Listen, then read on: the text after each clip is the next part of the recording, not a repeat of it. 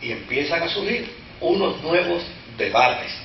Y en el siglo XIII, el debate mayor que existe dentro de la cristiandad occidental es ¿qué hacemos con esta corriente que es secularista, que surge dentro de la universidad, que surge dentro de unos intelectuales, que surge en un departamento de la Universidad de París, el Departamento de Artes, donde ahora los profesores de ese departamento y los estudiantes de ese departamento, como resultado de Averroes, que es un gran filósofo, era musulmán pero nació en Córdoba, era musulmán pero se había destacado en España, y este individuo había hecho proliferar la filosofía aristotélica, y ya en la Universidad de París la habían comprado y ya gustaba la filosofía aristotélica, pero la filosofía aristotélica empieza a poner en una situación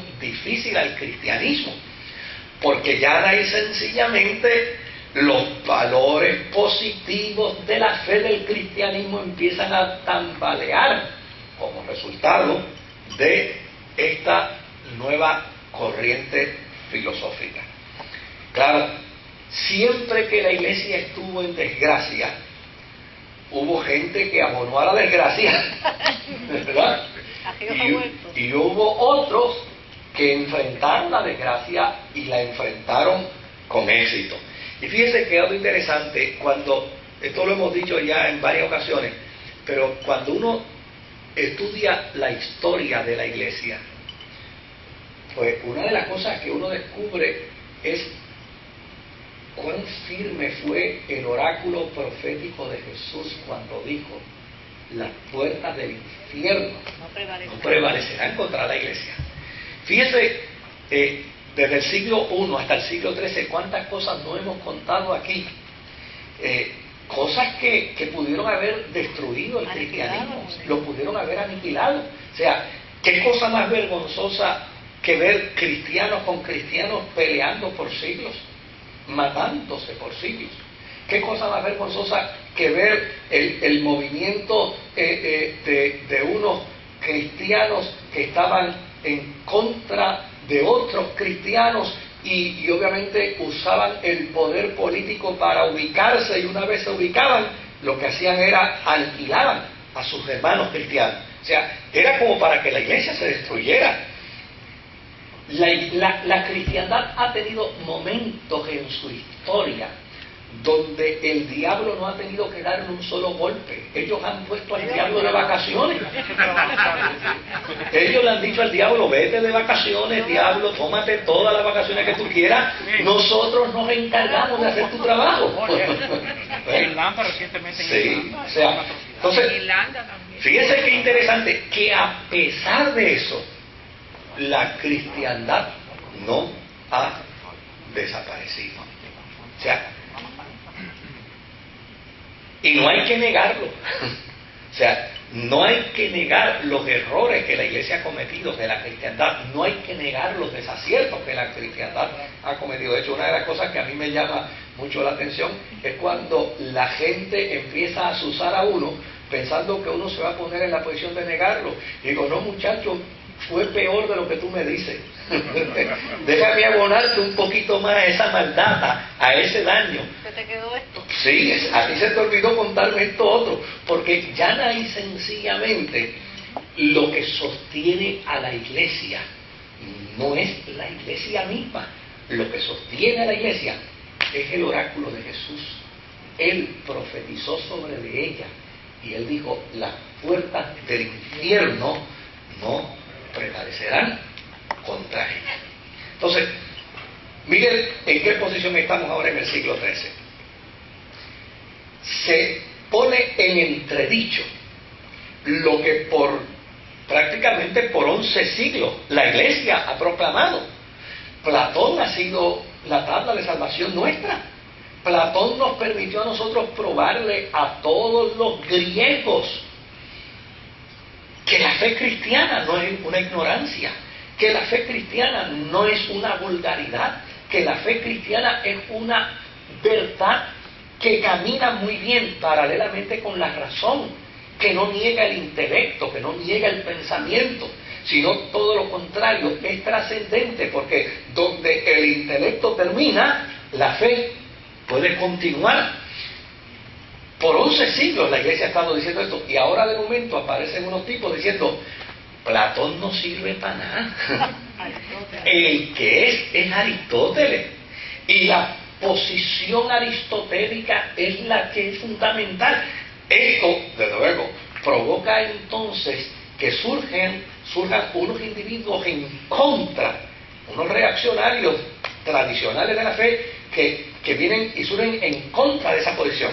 Entre ellos hay uno que se llama San Buenaventura. Su nombre de pila es Juan de Fidanza. Y Juan de Fidanza nació en Bañorea, en Italia, en el 1221. Se dice que cuando niño él enfermó y su mamá le dijo a Dios, si me lo sanas, se lo dedico a San Francisco, que había muerto en esa fecha más o menos. Se lo dedico a la obra franciscana. Y desde luego, el niño sanó. Y cuando el niño sana, entonces ella exclama, oh Buenaventura,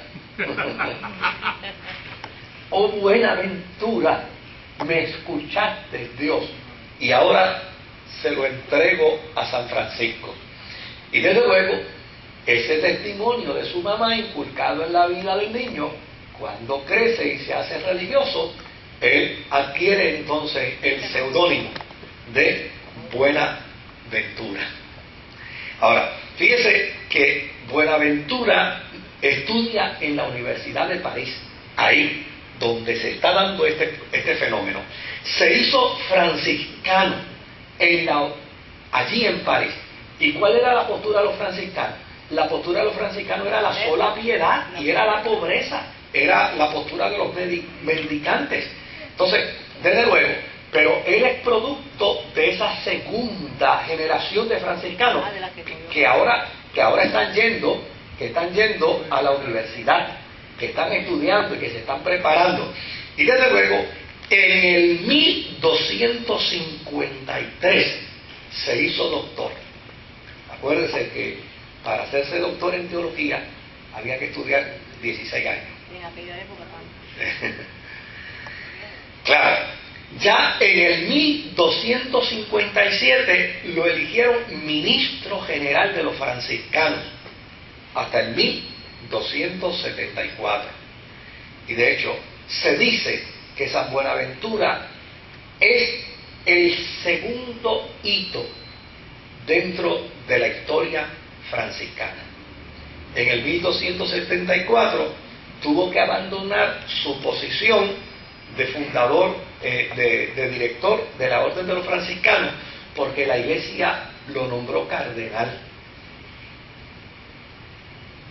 Entre las cosas que se dicen y las anécdotas que se cuentan de Buenaventura, se dice que cuando le vinieron a dar la noticia de que había sido nombrado cardenal, él estaba cocinando en la cocina. Puede ser que en los franciscanos no había posición jerárquica. El que dirigía tenía que coger el mapa como cualquiera otro y tenía que ir a la cocina como cualquiera otro, porque no había posición jerárquica dentro de la orden franciscana. Y él estaba precisamente ese día en la cocina cocinando. Y cuando le vinieron a dar la orden, él le dijo a la persona que le trajo la noticia, pon la información, engánchala sobre ese árbol, porque yo estoy ocupado en la cocina y no puedo atender nada más hasta que no termine mi tarea. Lo que esto demuestra es que este individuo, a pesar de ser una persona intelectual que había alcanzado un grado doctoral de la Universidad de París, dentro del mundo de los franciscanos, era una persona sumamente piadosa. Escribió obras como Teología Sistemática y escribió también obras acerca de los sufrimientos de Cristo. Y desde luego son obras que se pueden conseguir. Yo hoy le había dicho, y créame que estaba buscando algunos de estos libros, pero yo